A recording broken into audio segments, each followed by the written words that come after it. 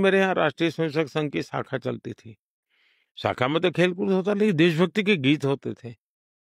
वो मन को जरा बड़ा मज़ा आता था, एक मन को छूता था, अच्छा लगता था। तो ऐसे ही करके हम संघ में आ गए। तो र संघ के एक संस्कार तो मिले कि भाई कुछ भी सोचो, करो, अगर वो पढ़ते हो तो भी सोचो कि मैं इतना पढूँ मैं देश के काम आऊँ। अगर व्यायाम करता हूँ, मैं ऐसा व्यायाम करो कि मेरा शरीर भी देश को काम आए। ये संघ के लोग सिखाते रहते हैं। अब संघ एक बहुत बड़ा संगठन है, शायद अब उसके 100 साल हो रहे हैं, ये 100वाँ वर्ष है और दुनिया में इतना बड़ा स्वयंसेवी संगठन कहीं होगा ऐसा मैंने तो नहीं सुना है। करोड़ों लोग उसके साथ जुड़े हुए हैं। लेकिन संघ को समझना इतना सरल नहीं है। संघ के काम को समझने का प्रयास करना चाहिए और संघ स्वयं तो एक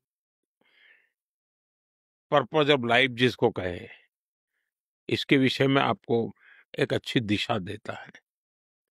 दूसरा, देश ही सब कुछ है और जन सेवा ही प्रभु सेवा है। ये जो हमारे वेद काल से जो कहा गया है, जो हमारे ऋषियों ने कहा, जो विवेकानंद ने कहा, वही बातें संघ के लोग करते हैं। तो स्वयंसेवक को कहते हैं कि भाई तुम्हें संघ में से जो प्रेरणा मिली, वो 1 घंटा शाखा है, वो स्वयं नहीं, यूनिफॉर्म पहनना वो स्वयं संघ नहीं है। तुमने समाज के लिए कुछ करना चाहिए और वो उस प्रेरणा से आज ऐसे काम चल रहे हैं, जैसे कुछ स्वयंसेवकों ने सेवा भारती नाम का संगठन खड़ा किया है। ये सेवा भारती जो गरीब बस्तियां होती है, झुग्गी झोपड़ी में गरीब लोग रहते हैं, जिसको वो सेवा बस्ती कहते हैं। मेरी मोटी-मोटी जानकारी है, करीब 1.25 लाख सेवा प्रकल्प चलाते हैं वो और किसी सरकार की मदद के बिना समाज की मदद से वहां जाना, समय देना, बच्चों को पढ़ाना, उनके हेल्थ की चिंता करना, ऐसे ऐसे काम करते हैं। संस्कार उनके अंदर लाना, उस इलाके में स्वच्छता का काम करना, यानी बिल्कुल 1.25 लाख एक छोटा नंबर नहीं है।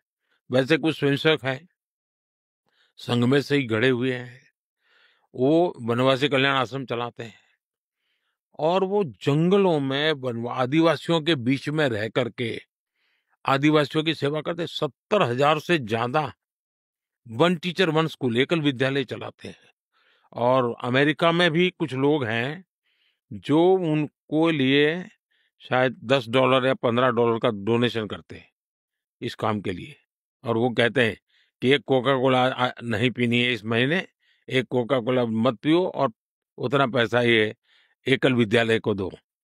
अब 70,000 एकल विद्यालय आदिवासी बच्चों को पढ़ाने के लिए करना। कुछ स्वयंसेवकों ने शिक्षा में क्रांति लाने के लिए विद्या भारती नाम का संगठन खड़ा किया। करीब 25,000